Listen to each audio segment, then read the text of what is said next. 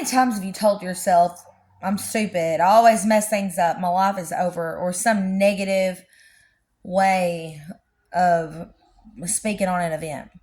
Like, this is the worst thing that's ever happened to me. I'm waiting. How many times have you completely overreacted to something that, in hindsight, barely even registered on the importance meter? Okay. People are watching and you're starting to look a bit silly, okay?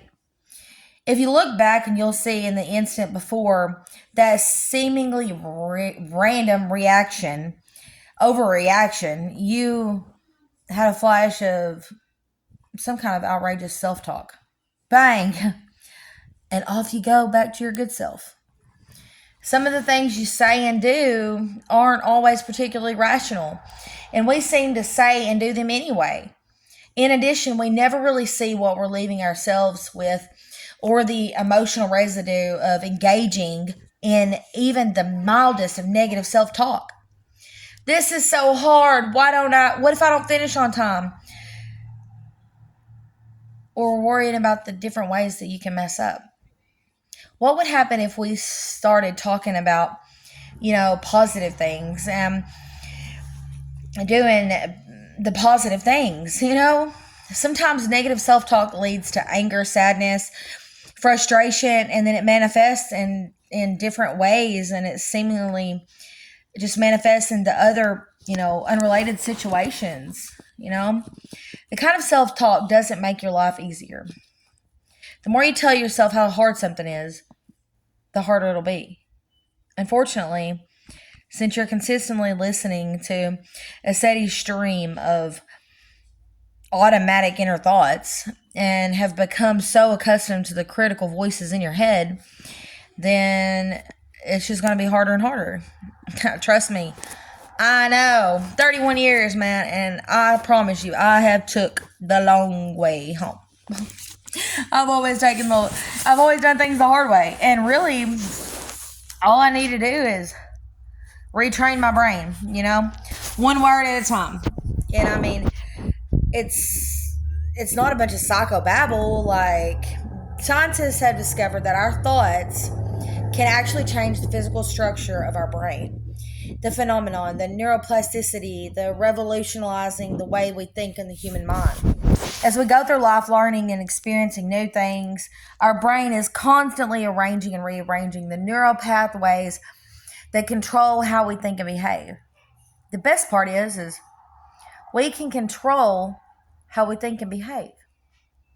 We can redirect our thoughts in a way that consciously modifies these pathways.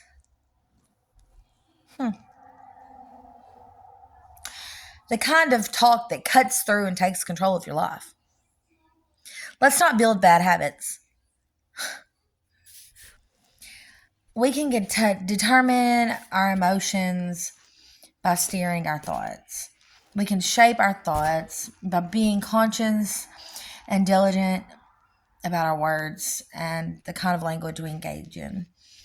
A lot of this will come down to the basic tolerance of our current mindset and our willingness to change it. Are we willing to change? It starts by making a conscious choice of talk in the way that's helpful rather than harmful. By using the kind of language and reframing our problems in a way that not only reshapes the way that we live, but also just makes us a more accessible lot, and we can literally change the way we see and interact with the world.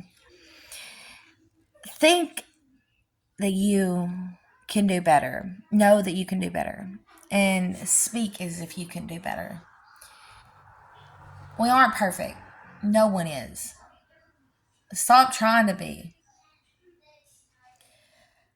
I know that a lot of times I try to make sure that everything is so perfect, or I worry about, the way that people are going to react or think about me, or what they're going to think if I hang around this person or that person. And really, it's none of their business. But really, they don't know me. If they took the time to get to know me, then maybe I would care, or maybe then I would allow their input. But see, I try to speak positive and be positive and do right and do what's best. And the thing about it is, the people that know me know that. So, if you've never walked in my shoes or even taken the time to get to know me, then I'm just Cody Jean, Underdog Rising.